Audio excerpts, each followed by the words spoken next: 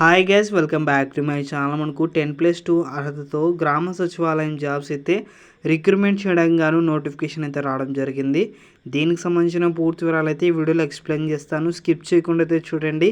కొత్త వాళ్ళు ఎవరైనా వచ్చినట్లయితే లైక్ చేయండి, సబ్స్క్రైబ్ చేయండి గైస్. ఇక వీడియోలోకి వెళ్ళినట్టయితే మనకు notification starting date ending date చూసుకున్నట్లయితే జూలై 28వ తేదీ నుంచి ఆగస్టు 18వ తేదీ వరకు అయితే మనకు అప్లికేషన్స్ అయితే పెట్టుకోవచ్చు అనమాట ఆన్లైన్లో. ఇక నెక్స్ట్ పోస్టులు ఎడ్యుకేషన్ క్వాలిఫికేషన్ చూసుకున్నట్లయితే మనకు ఏరియా వైజెస్కి అయితే జాబ్స్ అయితే రిక్రూట్మెంట్ చేస్తున్నారు అన్నమాట. ఇక్కడ ఏరియా చూసుకున్నట్లయితే సైన్స్ కమ్యూనికేషన్ నుంచి మనకు ఏజ్ లిమిట్ చూసుకున్నట్లయితే టెక్నికల్ అసిస్టెంట్ పోస్ట్ అయితే భర్తీ చేస్తున్నారు. 28 ఇయర్స్ అయితే ఏజ్ లిమిట్ ఉండాలన్నమాట. ఇక్కడ మీరు ఎడ్యుకేషన్ క్వాలిఫికేషన్ చూసుకున్నట్లయితే బీఎస్సీ డిగ్రీ పాస్ అయిన వాళ్ళు ఈ జాబ్కి అయితే అప్లికేషన్స్ అయితే పెట్టుకోవచ్చు అనమాట. ఇక next climate change data science చూసుకున్నట్లయితే మనకు పోస్ట్ కోడ్ చూసుకున్నట్లయితే సిసిడిఎస్ టెక్నికల్ అసిస్టెంట్ పోస్ట్ అయితే భర్తీ చేస్తున్నారు అనమాట. 28 ఇయర్స్ అయితే ఏజ్ లిమిట్ అయితే ఉండాలన్నమాట.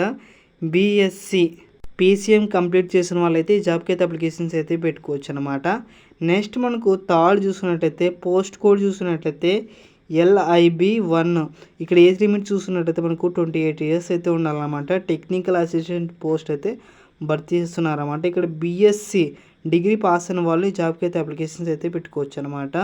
ఇక నెక్స్ట్ ఫోర్త్ వన్ చూసుకున్నట్లయితే ఐటీ ఇన్ఫర్మేషన్ టెక్నాలజీలో మనకు టెక్నికల్ అసిస్టెంట్ అయితే పోస్ట్ అయితే భర్తీ చేస్తున్నారు అనమాట. 28 ఇయర్స్ అయితే ఉండాలి. ఇక్కడ కూడా బీఎస్సీ డిగ్రీ పాస్ అయిన వాళ్ళు జాబ్కి అయితే అప్లికేషన్స్ అయితే పెట్టుకోవచ్చు అనమాట. ఇక నెక్స్ట్ ఫిఫ్త్ వన్ చూసుకున్నట్లయితే పోస్ట్ కోడ్ చూసుకున్నట్లయితే CHEM నుంచి అయితే ఏరియా చూసుకున్నట్లయితే కెమికల్ సైన్స్ నుంచి అయితే మనకు భర్తీ చేస్తున్నారు అనమాట. టెక్నికల్ అసిస్టెంట్ ఏజ్ లిమిట్ చూసుకున్నట్లయితే 28 ఇయర్స్ అయితే దాటకూడదు అనమాట. ఇక్కడ కూడా బీఎస్సీ డిగ్రీ కంప్లీట్ చేసిన వాళ్ళు కెమిస్ట్రీ బ్యాక్గ్రౌండ్ అయి ఉండాలి. వాళ్ళైతే ఈ జాబ్కి అయితే అప్లికేషన్స్ అయితే పెట్టుకోవచ్చు అనమాట. ఇక నెక్స్ట్ పోస్ట్ కోడ్ చూసుకున్నట్లయితే BD1 ఇక్కడ ఏరియా చూసుకున్నట్లయితే బిజినెస్ డెవలప్మెంట్ నుంచి అయితే మనకు టెక్నికల్ అసిస్టెంట్ పోస్ట్ అయితే భర్తీ చేస్తున్నారు అన్నమాట. ఏజ్ లిమిట్ చూసుకున్నట్లయితే 28 ఇయర్స్ అయితే ఉండాలి. ఇక్కడ కూడా బీఎస్సీ డిగ్రీ పాస్ అయిన వాళ్ళందరూ ఈ జాబ్కి అయితే అప్లికేషన్స్ అయితే పెట్టుకోవచ్చు అనమాట. మార్కెటింగ్లో మీకు ఎక్స్పీరియన్స్ అయితే ఉండాలన్నమాట. ఇక నెక్స్ట్ పోస్ట్ కోడ్ చూసుకున్నట్లయితే GH1 గెస్ట్ హౌస్ మేనేజర్ నుంచి అయితే మనకు భర్తీ చేస్తున్నారు. టెక్నికల్ అసిస్టెంట్ పోస్ట్ అయితే భర్తీ చేస్తున్నారు అన్నమాట. బీఎస్సీ డిగ్రీ పాస్ అయిన వాళ్ళందరూ ఈ జాబ్కి అయితే అప్లికేషన్స్ అయితే పెట్టుకోవచ్చు. అలాగే హోటల్ మేనేజ్మెంట్ కోర్స్ కంప్లీట్ చేసిన వాళ్ళు కూడా ఈ జాబ్కి అయితే అప్లికేషన్స్ అయితే పెట్టుకోవచ్చు అనమాట. ఇక నెక్స్ట్ టెక్నీషియన్ పోస్ట్ చూసుకున్నట్లయితే కెమికల్ సైన్స్ ఇక్కడ మనకు ఏజ్ లిమిట్ చూసుకున్నట్లయితే 28 ఇయర్స్ అయితే ఉండాలి. ఇక్కడ మీరు చూసుకున్నట్లయితే 10th స్టాండర్డ్ పాస్ అయిన వాళ్ళందరూ ఈ జాబ్కి అయితే అప్లికేషన్స్ అయితే పెట్టుకోవచ్చు. అలాగే ITI సర్టిఫికేట్ అయితే ఉండాలన్నమాట. నేషనల్ అయినా స్టేట్ ట్రేడ్లో మీరు అటెండర్ ఆపరేటర్ అయితే కోర్స్ అయితే కంప్లీట్ చేసిన వాళ్ళు ఈ జాబ్కి అయితే అప్లికేషన్స్ అయితే పెట్టుకోవచ్చు. లేదంటే ల్యాబొరేటరీ అసిస్టెంట్గా చేసిన వాళ్ళు కూడా ఈ జాబ్కి అయితే అప్లికేషన్స్ అయితే పెట్టుకోవచ్చు అనమాట. లేదంటే ఓన్లీ 10th క్లాస్ పాస్ అయ్యండి వాళ్ళైనా కూడా ఈ జాబ్కి అయితే అప్లికేషన్స్ అయితే పెట్టుకోవచ్చు అనమాట.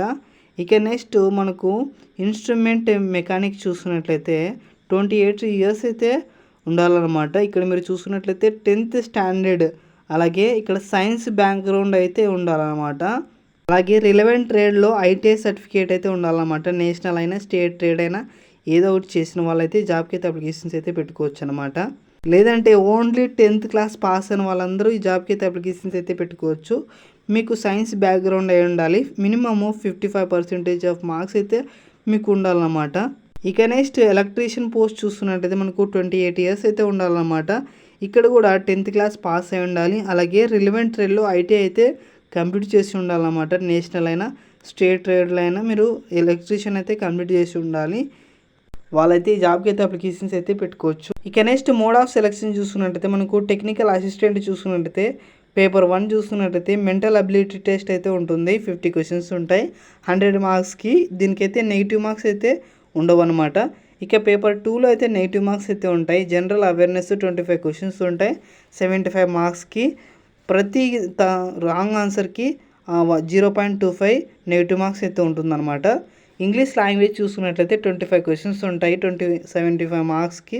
దీనికి కూడా ప్రతి 1 రాంగ్ ఆన్సర్కి 0.25 నెగిటివ్ మార్క్స్ అయితే ఉంటాయి అన్నమాట.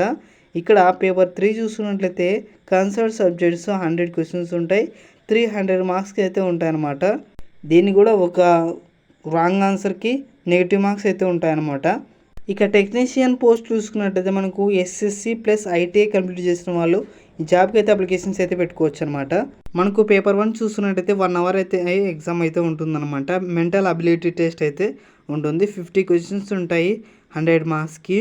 దీనికైతే నెగిటివ్ మార్క్స్ అయితే ఉండవు అనమాట. అలాగే పేపర్ 2 చూసుకున్నట్లయితే జనరల్ అవేర్నెస్ 25 క్వశ్చన్స్ ఉంటాయి 75 మార్క్స్కి. ప్రతి ఒక్క రాంగ్ ఆన్సర్కి 0.25 నెగిటివ్ మార్క్స్ అయితే ఉంటాయన్నమాట. ఇంగ్లీష్ లాంగ్వేజ్ చూసుకున్నట్లయితే 25 క్వశ్చన్స్ ఉంటాయి 75 మార్క్స్కి.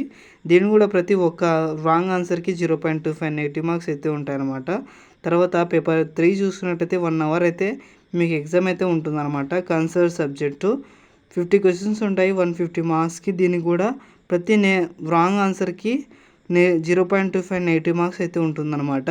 గాయస్ ఇవన్నీ పర్మనెంట్ గవర్నమెంట్ జాబ్స్ అనమాట. ఆగస్టు 18వ తేదీ వరకు అయితే మీరు అప్లికేషన్స్ అయితే పెట్టుకోవచ్చు అనమాట. అప్లికేషన్ ఫీ చూసుకున్నట్లయితే 500 అయితే పే చేయాలన్నమాట. SC ST physical handicapped women's వాళ్ళకి ఎక్స్ సర్వీస్ వాళ్ళకి అయితే లేదన్నమాట. మిగతా వాళ్ళందరికీ ఓబీసీ ఈడబ్ల్యూఎస్ వాళ్ళకి అయితే పే చేయాల్సి ఉంటుందన్నమాట. SC ST physical handicapped women ex service వాళ్ళకి అయితే ఎలాంటి ఫీ పే చేయాల్సిన అవసరం లేదు. నెక్స్ట్ హౌ టు అప్లై ఈ వెబ్సైట్లోకి అయితే మీరు వెళ్ళాల్సి ఉంటుందన్నమాట. ఈ వెబ్సైట్లోకి వెళ్ళి మీరు అప్లికేషన్స్ అయితే పెట్టుకోవచ్చు అనమాట. ఇక్కడ ఫీ ఎలా చెల్లించాలనేది పూర్తి ఇన్ఫర్మేషన్ అయితే ఇచ్చినారు. మీరు దీన్ని చూసుకొని ఫాలో అయ్యి ఫీ అయితే చెల్లించండి గైస్. ఓకే గైస్, దీనికి సంబంధించిన పూర్తి వివరాలు మన వాట్సాప్ ఛానల్లో ఉంటుంది. వాట్సాప్ ఛానల్ లింక్ డిస్క్రిప్షన్లో ఉంటుంది. అందరూ అయితే జాయిన్ అవ్వండి. Thank you guys. లైక్ చేయండి, సబ్స్క్రైబ్ చేయండి, షేర్ చేయండి గైస్.